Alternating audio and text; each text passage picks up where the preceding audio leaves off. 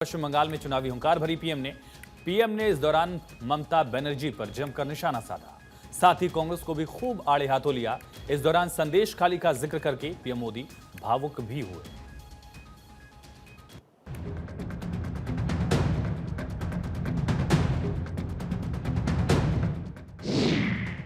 बंगाल में पीएम मोदी 42 सीटों पर जीत की गारंटी। पीएम की चुनावी हुंकार, विरोधियों पर जमकर वार। दीदी की बढ़ी चुनौती, मैदान में सबसे बड़े महारथी। देश में जारी लोकसभा चुनाव में पार्टियां प्रचार में जुटी है। बीजेपी भी प्रचार में ताकत झोंकती हुई नजर आ रही है। पश्चिम बंगाल पहुंचे पीएम नरेंद्र मोदी ने दीदी के गढ़ में दीदी को खूब घेरा। वर्धमान पहुंचे प्रधानमंत्री नरेंद्र मोदी ने टीएमसी को घेरते हुए कहा कि यहां हिंदुओं के साथ दोयम दर्जे का व्यवहार हो रहा है।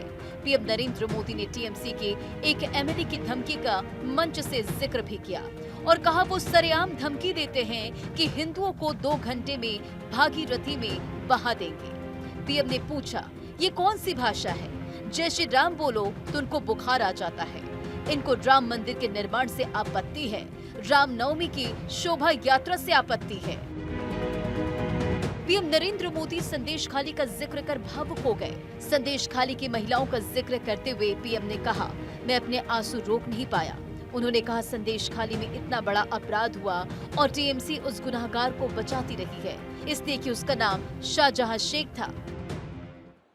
मैं आज पूछना चाहता हूं टीएमसी सरकार से, यहां संदेश खाली में हमारी बहनों के साथ, हमारी दलित बहनों के साथ इतना बड़ा अपराध हुआ, पूरा देश कार्रवाई की मांग करता रहा, टीएमसी उसके गुनहगार को बचाती रही।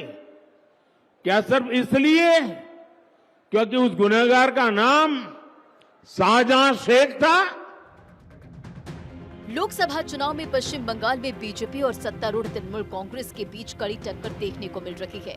पिछले 2 हफ्तों में ही प्रधानमंत्री नरेंद्र मोदी पश्चिम बंगाल के मालदा, आरामबाग, कृष्णानगर और बारासात में कई चुनावी रैलियां कर चुके हैं।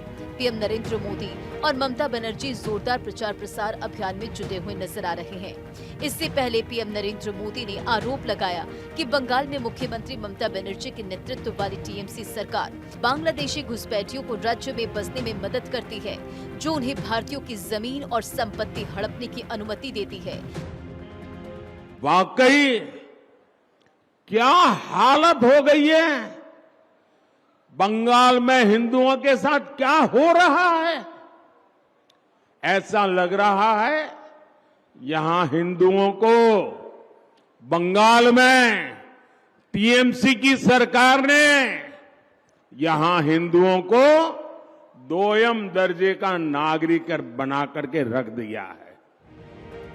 लोकसभा चुनाव के लिए इस बार पश्चिम बंगाल मुख्य केंद्र बना हुआ है। राज्य में बीजेपी लगातार बढ़त बना रही है और ममता बनर्जी के किले में सेंध की हर कोशिश कर रही है।